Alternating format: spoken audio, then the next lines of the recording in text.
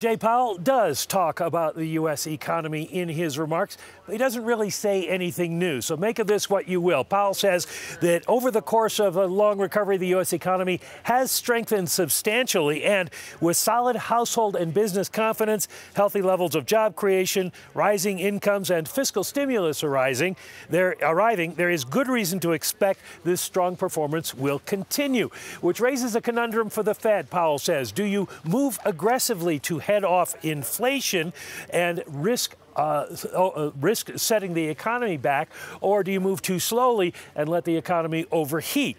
Here's what he has to say about that and current policy. Quote, I see the current path of gradually raising interest rates as the FOMC's approach to taking seriously both of these risks.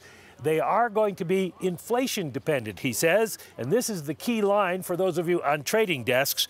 While inflation has recently moved up near 2%, we have seen no clear sign of an acceleration above 2%, and there does not seem to be an elevated risk of overheating.